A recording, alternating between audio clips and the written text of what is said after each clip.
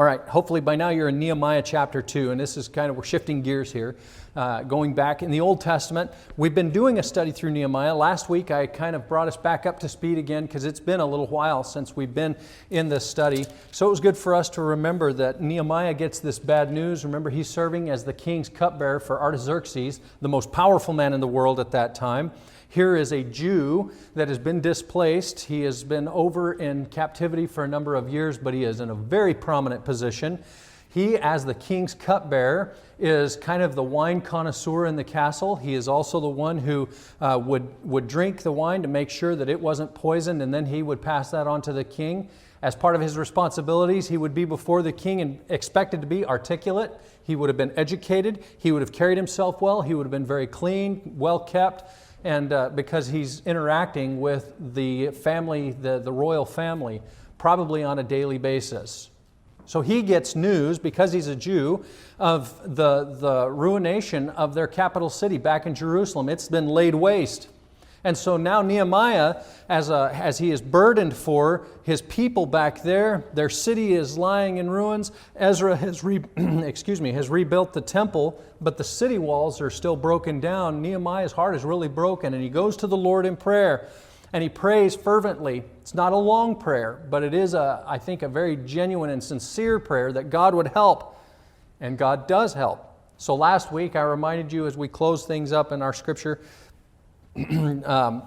he goes before the king, and remember, the king, he was supposed to, as the cupbearer, keep a very joyful and positive countenance, but the king could tell he was sad. And he said, "Why are you sad? You're not sick." And at this point, Nehemiah was afraid. Remember, he thought, uh-oh, this could be it. Off with my head for not being joyful in the presence of the king. And so he gives a report in boldness, I think being emboldened because he's prayed to Almighty God.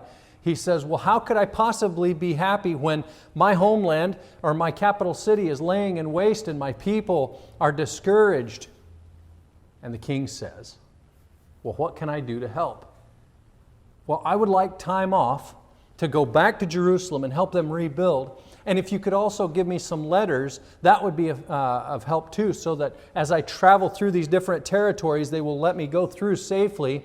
And if you could also send a letter to the head of your forestry department, so that he can let me have the trees that I need, so that we can build the beams and the timbers that are required to rebuild the city. And wouldn't you know it, Artaxerxes gives him both of these so that he can travel back. He gives him the time off. He gives him these letters so that he can do the work. And that's where we catch up today. So I'm going to start reading in verse 9. And instead of reading through the passage, for the sake of time today, I'm just going to read the verses that are pertinent to each point in the outline, because today's sermon is titled, "The Job is Big." And it is a very, very big task. But the ambition was bigger. First of all is the journey home, verses 9 and 10. "Then I came to the governors beyond the river and gave them the king's letters. Now the king had sent captains of the army and horsemen with me. When Sanballat the Horonite and Tobiah the servant, the Ammonite, heard of it, it grieved them exceedingly that there was come a man to seek the welfare of the children of Israel." So Nehemiah has started on his journey. And Nehemiah is with quite an entourage that he's coming back. As a matter of fact, the sheer number of people coming out of the capital city and making their way over to Jerusalem must have been quite impressive. So here comes Nehemiah with his great entourage. And as he gets to each of these territories, he came to the governors beyond the river as he's making his way back over to the west and around that Fertile Crescent. Matter of fact, some maps have him going kind of directly across the wilderness area. They follow the Euphrates River up, and then they make their way down kind of diagonally across the wilderness area and cut that corner right there. But as they're making their way over, they come to the governors, and he gives them the king's letters. So we see immediately the effect that these letters are having as they make their way back. It also says here in verse 10, so we have the provisions of the king. that greased the skids. That is, that made it a whole lot easier for them to get back and do what they needed to do. But then you have the coming of Nehemiah upsetting the locals, and two of them are mentioned. Now these characters become more important as the story unfolds, and so it's good for us to remember the identity of these two. Their names are important. They're Sanballat the Horonite and Tobiah the servant, the Ammonite. They hear that Nehemiah is on his way, and the King James translates it here, it grieved them exceedingly. We get the idea. They get upset about this. What is this Jew coming back here to rebuild the city? We don't like this idea. As a matter of fact, we like the idea of Jerusalem staying in rubble because that way we have more opportunity here. We can manipulate, we can kind of guide how things go. But if the Jews come back and they reestablish, we're going to lose our foothold and we're going to lose our authority. Seems to be the context here in this book. So we find Nehemiah's journey home. Secondly, there's the midnight tour. So I'm going to pick up reading here in verse 11. I'm going to read through verse 16. It says, "So I came to Jerusalem and was there 3 days. And I arose in the night, I and some few men with me. Neither told I any man what my God had put in my heart to do at Jerusalem. Neither was there any beast with me, save the beast that I rode upon. And I went out by night by the gate of the valley, even before the dragon well, to the dung port, and viewed the walls of Jerusalem, which were broken down, and the gates thereof were consumed with fire. Then I went on to the gate of the fountain, and to the king's pool, for there was no place for the beast that was under me to pass. Then went I up by night, in the night, by the brook, and viewed the wall, and turned back and entered by the gate of the valley, and so returned.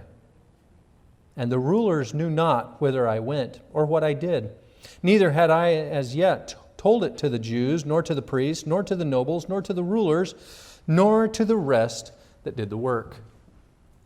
Stop there for just a second. Nehemiah takes a late night tour here to go and survey the damage of the city. Now, he's already been there 3 days, but I think that it's been a long trip getting over to Jerusalem, and as they get there, they kind of settle in, but then he decides, okay, enough resting, enough settling, now it's time for me to evaluate how much work do we really have to do. So in the middle of the night, one night, he gets up and he goes out, and there's just a few that go with him, and he doesn't take any animals with him, except twice in this passage you see that he refers to it as the beast that he rode. I'm going to start every morning when I feed Rooster. Hello, beast. All right? Beast that I ride.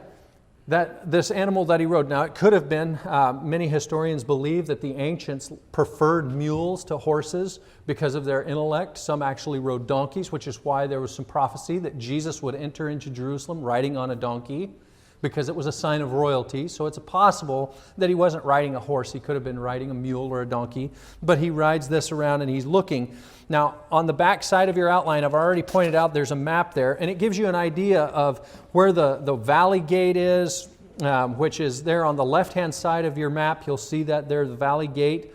And you see the dung gate down at the very bottom of your map, so that as we're reading through these verses, you have an idea of maybe what Nehemiah did as he goes out of the valley gate and he makes his way around to the dung gate. And if you were to do a Google search and map this out, you'll see a little bit of the lay of the land. Actually, what is happening here, because of the shape of the city walls, it actually goes down this little ridge in the city Jerusalem. As it gets down to the end there, you've got these two little brooks that come together and at the confluence at the end. And that's what makes up this point down here, these two brooks that make their way down these, in the West, I guess we'd call them cricks. There's these cricks that come down, and Nehemiah's coming out of the city, and he's riding around, and he's looking at the city walls. As a matter of fact, it says that he went out by night by the gate of the valley, even before the dragon well, and to the dung port, and viewed the walls of Jerusalem. I might just comment really quickly here. In ancient times, they did have a means and method for taking care of their garbage. They did have a means and method of taking care of the sewage And in our day and age, we kind of just, we know how things basically go, but there's a sewer treatment plant in town in the valley here, and we have waste management that takes care of most of our garbage. And in ancient Jerusalem, they also had means. So as you look at that map, down here on the bottom left-hand side, that was the Valley of Hinnom. And probably many of you are familiar with the accounts of the Valley of Hinnom. That's where the fires were constantly burning in ancient times, and the city of Jerusalem would come and they would dump their trash over the wall there, and it would be burned up outside of that. So what Nehemiah is doing, he's going around that dump site that used to be burning and on fire to burn their garbage up, and he's looking by the dung port here where the waste and the refuse would have made its way out of the city, and he's surveying this damage. And he looks at the walls of Jerusalem, which were broken down, and it says at the end of verse 13, and he looked at the gates thereof, which were consumed with fire. This isn't a pleasant picture, and Nehemiah must have been kind of disheartened as he surveys all of this damage. Then I went on the gate of the fountain, or went on to the gate of the fountain, and to the king's pool. But there was no place for the beast that was under me to pass. I couldn't get through on horseback, which I've been in some really rough country on my horse, and they can go a lot of places. I can remember one time riding up in the back country, and we went through this deadfall, and if I would have tried to walk through, I would have broke my leg. But the horse I was riding, he just kept picking his feet up, and he was working his way through all of that. I was amazed. And so to me, it says something here when it says that his animal couldn't get through there. This gives you an idea of the destruction of Jerusalem. All of these rocks have been pulled down, and not even a horse can make it through. Maybe Nehemiah could have got off and walked on top of the boulders like, these rock slides in the mountains. I don't know how many of you have ever walked on the big boulders before, but maybe Nehemiah could have done something like that. But there was no way that a horse or a mule was getting through there. So then it says that, then went I up in the night by the brook and viewed the wall, and turned back and entered by the gate of the valley, and so returned. He's seen enough. He's gone out and he's looked in the middle of the night. You ever had one of those middle of the night excursions? Now, I've never been out in the middle of the night to survey damage, but I've gotten up in the middle of the night a couple of times thinking I was going to see damage. Whether it's the wind blowing really bad up on Badger Mountain, you get up in the middle of the night and you think, boy, I hope the barn is still over there. You go out and you peek, and the wind's just whipping through. The barn's still there. Cows are flying by, but the barn's still there. All right. Or I can remember when we were in Idaho, we had a bad winter storm coming through one time, and got up in the middle of the night, and it was just snowing like crazy. Well, the wind wasn't blowing so much, but just snowing and snowing. And you look out to see what's the damage being done. What are we going to have to work with in the morning? I think that's kind of the heart with which Nehemiah is looking at the city walls. Where do we start in the morning? So he sees all of this, and certainly there is a lot of work to be done. There's only a small observation party. There was drastic damage observed. And then verses 17 and 18, we see the pep talk. Now Nehemiah, as a leader here, I read this and I think, wow. He doesn't say a lot, but he says enough to where the Jews get excited about the work. And this must have been quite a pep talk. It says in these two verses, "Then said I unto them, You see the distress that we are in, how Jerusalem lieth in waste, and the gates thereof are burned with fire. Come, let us build up the wall of Jerusalem, that we be no more a reproach." We don't want to be a laughingstock. We don't want our neighbors to think that we are weak and forsaken. Then I told them of the hand of my God, which was good upon me, as also the king's words that he had spoken unto me. And they said, "Let us rise up and build." You see here what as he initiates here in the conversation, the first thing that he draws their attention to is, look at all of the damage in the city. You all see the destruction around us. This could be overwhelming. Have any of you ever been intimidated by a project before? You look at it and you think, I just don't even want to start. I just want to take a nap, right? I feel like that every once in a while. As a matter of fact, I'll be very honest with you this morning. I see East Wenatchee as our turf. God has us here to serve this community and to reach them, to disciple them so they are lost. We have many, many, many unsaved here in this valley, and here particularly in this neighborhood, and this is our responsibility. And every once in a while, I'm praying for our community. How can we be involved? How can we reach out? How can we be winning people from this community? And I get overwhelmed. I don't know. There's so much work to do. And there's so many ways to go about that. How do we accomplish this daunting task? Nehemiah starts off and he says, you see all of the work that has to be done. You see all these walls lying in waste and the gates that are burned with fire. There's no way we're going to rebuild those gates. They're all burnt up. Have you ever seen a house fire before? They had a big fire up in Waterville early spring, and one of the buildings downtown, and we saw the smoke. As a matter of fact, it was Easter Sunday morning. We were out, the kids were running around hunting eggs, and we saw the smoke billowing up over the ridge, and I thought, yikes, what is going on? Of course, found out right away that one of the buildings downtown in Waterville just burnt down. So you drive by that place, and because of the fire there, the infrastructure, all the wood has been consumed. The bricks are all just in piles, and it's a mess. And this is what Nehemiah is pointing out to the people of Jerusalem. They're looking around, and it's a mess. Now what do? Let us build up the wall of Jerusalem, he says, that we be no more a reproach. You see all of this work to be done? Let's build it. I wonder if anybody is standing there in the crowd thinking, Nehemiah, you're way too excited about this. This looks terrible. And I just don't feel up to it. I'm tired already. So he says, I'll tell you what else. Not only should we commit to this work, but he went on to tell them of my God, which was good upon me, and also of the king's words that he had spoken unto me. God is on our side. I wonder if any of those Jews that were feeling kind of tired already thought, yeah, that's right. We're God's chosen people. He's got our back. He can give us strength. Oh, talk about good application right here. As I look at the ministry work here in this valley, it is daunting. There's a lot of work to do. But it's God's work. And He gives us the strength to do it.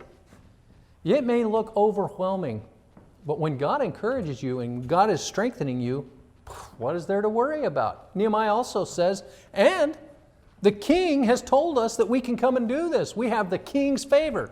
We're not breaking any rules.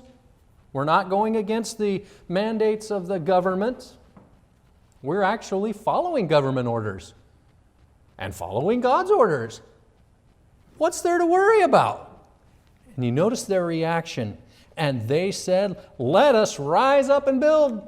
Yeah, I kind of wonder if there was a chant. It was kind of like those movie scenes, when they're trying to psych up the football team or the big army that's all there on the battlefield. And come on, guys, I know that the army over there looks big and mean and ugly, and you may be afraid for your life, but God is on our side. And everybody starts cheering.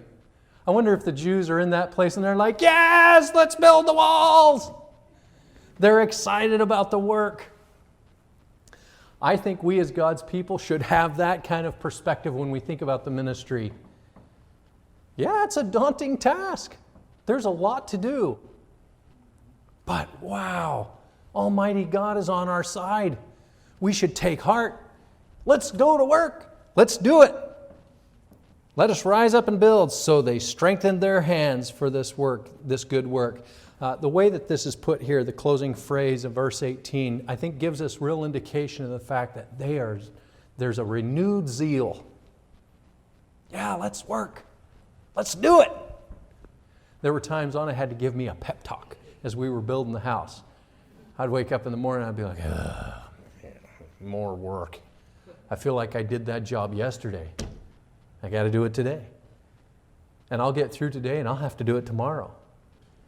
And my wife, she knows exactly what psychological buttons to push. She said, yes, but you're so strong and smart. That's true. Let's work, right? When we know that God is on our side, we should be encouraged. Yes, let's go to work. And that's very much the heart of the Jews right here. So there's the pep talk. And then last, verses 19 and 20, the opposition begins. There's the mockery of the locals. Now, you would think that the task is daunting enough. All of the work that needs to be done on the walls. But now we also have enemies. People that are not excited about the work that the Jews have come to do, and they are going to be opposed to it. And we're going to find out later in our study of Nehemiah that they get very aggressive in their opposition.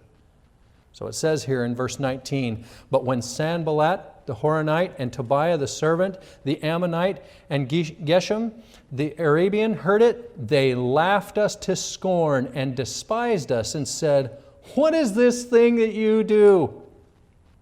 Will you rebel against the king?'" Isn't it just like the enemy to get the facts wrong? Nehemiah is the king's cupbearer. Who do you think knows the king's mandate better? These three jesters or Nehemiah, the king's cupbearer? Certainly Nehemiah knows. He has the letter from the king. He has the favor of the king. And they say, "What do you think you're doing? You're not supposed to be rebuilding the walls, going against the king's orders." Wonder if Nehemiah's thinking, you guys don't know what you're talking about. There's always somebody, it seems like, that's willing to stand up in opposition to the right, to do what God expects. And so Nehemiah answers them in verse 20 and said unto them, "The God of heaven, He will prosper us.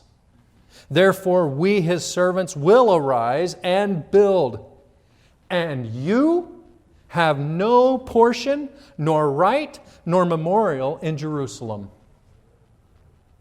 When all is said and done, you guys are going to be the laughing stock. You guys are going to be the ones pushed aside because God will prevail. He will get the work done. And so we serve Him. I find it interesting in this text, you have the mockery of the locals and Nehemiah's response obviously given here. But some good practical stuff to apply in our own lives. As we are about the work of the ministry, a lot of work to do. But don't be caught off guard when somebody comes along and mocks and laughs, jeers, prods. We're going to find opposition.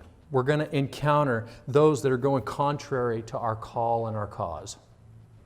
It's just the way of things all the way back in Nehemiah's day. Now, what they're going through here is, I think, not just physical. Jerusalem is a very important city to the Jews because they believed that's where God resided on earth, especially there in the temple. The Shekinah resided in the Holy of Holies. This city is very, very important to them. And while in the context here, yes, we're dealing with physical things, there is a spiritual element because God has told Nehemiah to go back. There's a real understanding of obedience here to the Lord in this rebuilding, which is why Nehemiah would say, "The God of heaven will prosper us." So to wrap this all up, a few thoughts here. The work of God He has given us in this valley is a big job. It's a big work. But I hope our ambition is bigger. We must make disciples. That's what this church, I believe, exists to do. There are a lot of components to that. There's a lot of training that has to be done. We want to get better and better and better at that job. And we want to be more and more diligent in reaching out. Could come in a lot of different ways. I know churches that have computer classes that they host at the church, not just so that there's something to do, but as a means of reaching the community. There are people within the church that are like ladies in the church that have quilting classes. Other ladies from the community come in. There are all kinds of different ways that we can do the work. But it's work. It's a lot of work. But that's why we're here, to make disciples. We ought to evaluate the need.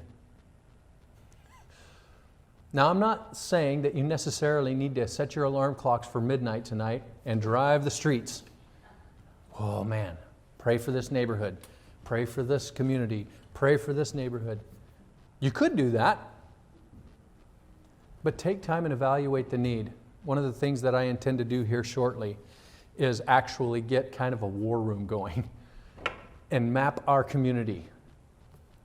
I feel like we are kind of working on this with other churches, and we've got New Song right down the road here. We've got Eastmont just down the road over there, and the Presbyterian church down here. And there's several churches here in East Wenatchee that I feel like we're kind of partnering with to get the Great Commission accomplished.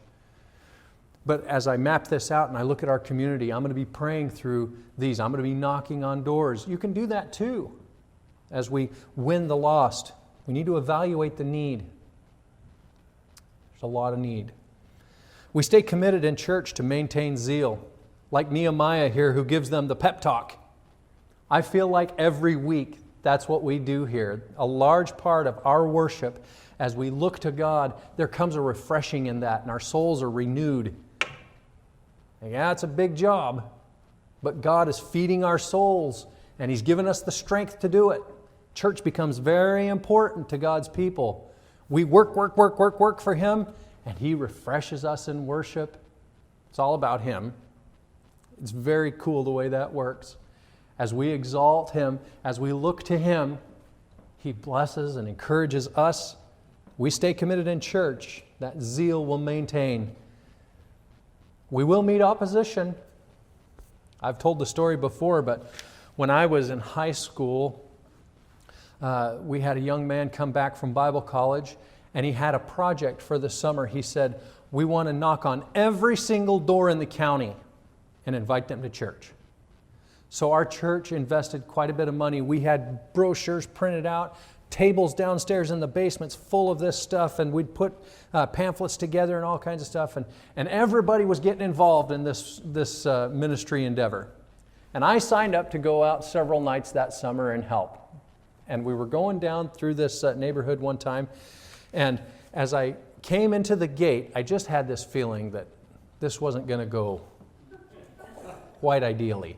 And I'm walking up to the house, and as I get up to the house, this old, scraggly-looking gentleman is there drinking a beer, and he says, "What do you want?"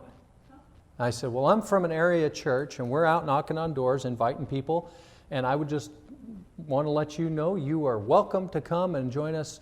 And he sicks his dog on me. And so I turn around and I'm hightailing it for the gate, and here's this barking, slobbering dog. He's about 3 times my size, chasing me down the sidewalk. And I think, oh man, I knew this was a mistake. I should have sent Greg to this house, right? But I'm running for my life. In the work of the ministry, we meet opposition.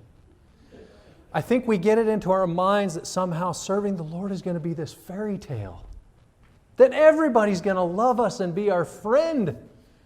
We're going to be knocking on doors, inviting people to church. We're going to be sharing our faith. We're going to be introducing people to Jesus, and they're going to say, "Where have you been my whole life? Oh, you're the best." That rarely happens. Right? I've only had one time in my life that I've shared the gospel that it fell on ready and open ears.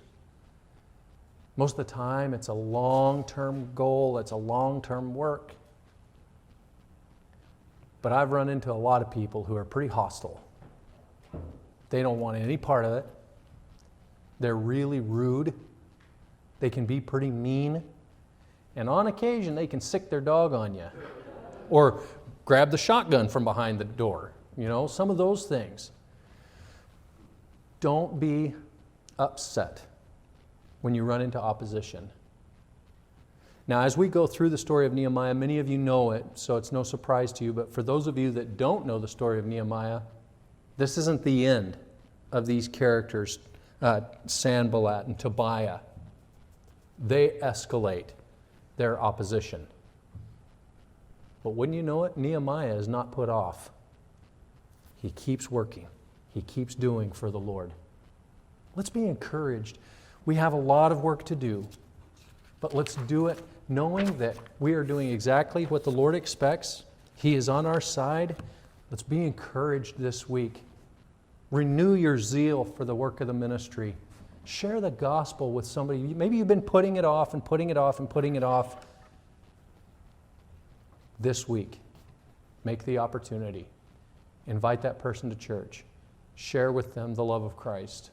Or maybe begin plowing the fields of discipleship, building a relationship that is specifically going to discipling that person.